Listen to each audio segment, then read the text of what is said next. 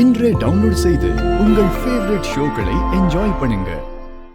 உன்னை ஏதாவது பண்ணிடுவாங்களோன்னு எனக்கு ரொம்ப பயமாயிடுச்சு.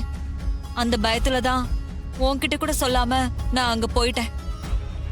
அதனாலதான் போனை கூட சுவிட்ச் ஆஃப் பண்ணிட்டேன்க்கா. எப்பா, இது உலகம் நடிப்பா இருக்கடா சாமி. போனை சுவிட்ச் ஆஃப் பண்ணது நான். அத கூட தனக்கு சாதகமா மாத்தி பேசுறத பாரு. ஏய், அவங்களால எல்லாம் என்ன எதுவுமே பண்ண முடியாது. அந்த சிவனாண்டி ஒரு தொட நடுங்கி, அந்த காளியம்மா ஒரு வெத்து வெட்டு. அவங்க ரெண்டு பேரும் சேர்ந்து என்ன கொன்னுடுவாங்களா அப்படின்னு சொல்லி உன்னை மிரட்டுனா நீ உடனே பயந்துடுறதா? சரியான பயந்தவங்களையா இருக்கே. நீ மட்டும் அவங்க இந்த மாதிரி மிரட்டினதை என்கிட்ட சொல்லிருந்தா நான் அவங்கள ஒரு வழி பண்ணிருப்பேன். நீ ஏன் என்கிட்ட சொல்லல? இல்லக்கா, நீ கோபத்துல துப்பாக்கிய கையில எடுத்துருவேன்னு தான் நான் சொல்லாமலே இருந்துட்டேன். ஏய், இனிமே இப்படி பயந்து சாகாத. எனக்கு ஒன்னும் ஆகாது. தைரியமா இரு. எந்த பிரச்சனையா இருந்தாலும் என்கிட்ட சொல்லு. சரிக்கா. அந்த காளியம்மாவும் சிவனாண்டியும் இனிமே பிரச்சனை பண்ணா என்கிட்ட சொல்லு. அவங்க கதையை நான் முடிச்சிடுறேன். சரி.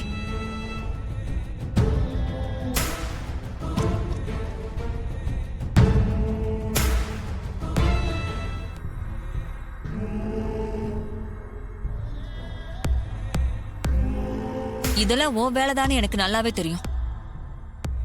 நீ எனக்கு எதிரா என்ன செஞ்சாலும் இந்த வீட்டை விட்டு உன்னால என்ன அனுப்பவே முடியாது.